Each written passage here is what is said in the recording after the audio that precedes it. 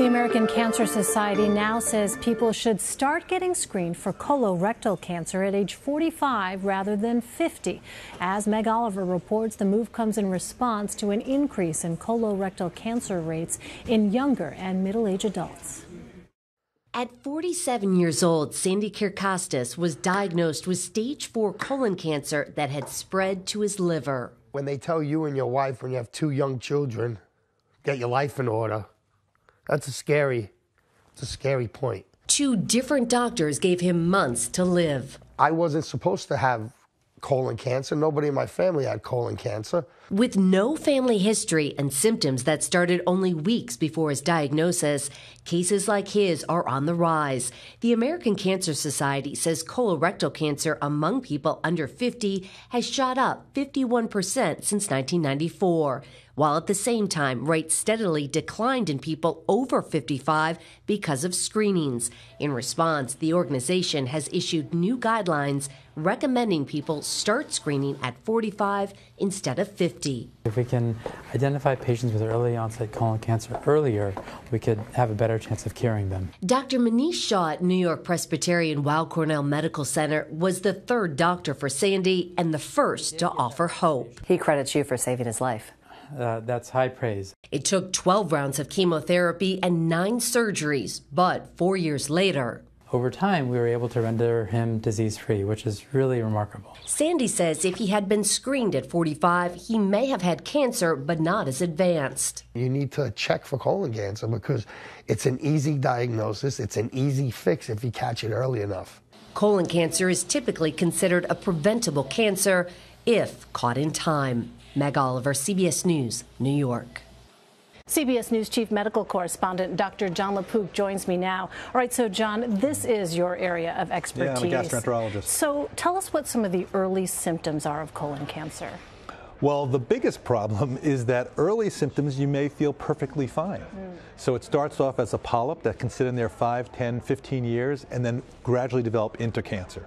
So the cool thing about doing screening and then eventually a colonoscopy, if it comes to that, is you can find these polyps before they turn into cancer. So instead of, you find them and you pluck them out, and instead of getting cancer, you don't get cancer. If it goes along too late, the late symptoms can be change in your stool, it can become more narrow, you can have bleeding, abdominal pain, weight loss, malaise, but you like to get to the point where you don't have symptoms. Because by that point, the disease has already progressed. It may be progressed. You may, if you find the colon cancer early enough, even if you have colon cancer, if you find it early enough at the early stage, you can have more than a 90% cure rate by just doing surgery.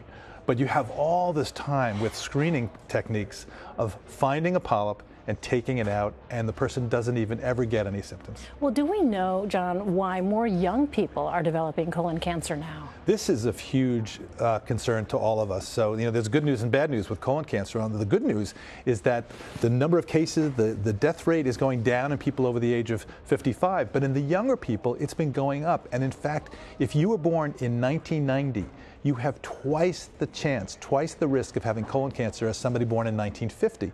Why is that? It seems to be a real effect that's been gradually happening over the last 30 years. And there are a lot of theories. Nobody really knows the answer. One theory I kind of am interested in is the microbiome. Those are the trillions of bacteria that are in the gut. And it looks like certain species are linked with a risk of colon cancer. Now, when you think about it, we take antibiotics, we have diets that can change the microbiome. Maybe there's something in there that we're changing the microbiome and somehow increasing our risk, but really nobody knows. Wow, but that's still really an alarming statistic. It's an alarming statistic, and I think that's the reason why you're seeing that the recommended for people at average risk, very important average risk, that before we used to say start screening at 50, now they're saying American Cancer Society start screening at 45 to try to save lives. So what about people with a family history of colon cancer? Obviously, they should be screened earlier. Yeah, there are people who are at increased risk, and of course, people who have a family history fall into that. They're screened early, usually by age 40 or 10 years earlier than the earliest diagnosis. So somebody in your family was diagnosed, say, at 35, since we think it takes about 5-10 years for the polyp to turn into cancer. Maybe you start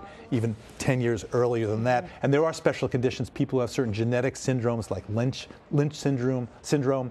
There you have even more aggressive screening. So these recommendations are for people at average risk. If you are at increased risk, you really need to talk to your doctor about specific strategy. And, I think some people are going to wonder, are there other options besides a colonoscopy to screen for colon cancer? Because a lot of folks are, frankly, uncomfortable with this idea. Yeah, they are. And, we need to do better in terms of screening. So, yes, there are. There are stool tests that look for either blood in the stool, which can happen from a bleeding polyp or a bleeding cancer, or DNA that is associated with a polyp or with a cancer. So there's the stool test. Those can be icky for people too, right? Sure.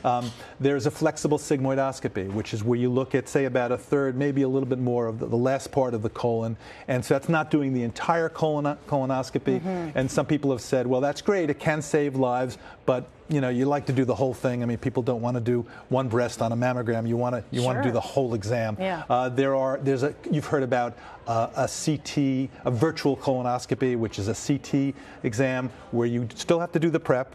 And then if you find a polyp, then you have to go in, or a mass, you have to then subsequently do a colonoscopy to try to find it and take it out. There are some problems with the virtual colonoscopy. People are concerned about radiation exposure to some extent. And also, I've had this happen where it looks like there's a polyp on the CT scan. You go in and you can't find it because maybe it was a piece of stool, and then try to go prove that something is not there. But it is a good test to use, especially if you can't have some of the other tests, including a colonoscopy. If you talk to a gastroenterologist, and full disclosure, I'm a gastroenterologist, and I think that is the gold standard right now, because you can not only look and find a polyp, but you can take it out. And we know that the flat polyps, especially the ones on the right side of the colon, those are very tricky to find. You may miss it using other techniques. And colonoscopy, if you're very, very careful, the person has to do a good prep. You can find those flat polyps and take them out. I know a lot of people say, I don't want to do the prep, but my stock answer to that is, you know what, it beats chemo. It's a serious thing. You've got to do the prep carefully, and you have to do the colonoscopy carefully. And then if you do that, you really can save lives. Such an important message. Dr. Jon LaPook, thank you so much, John.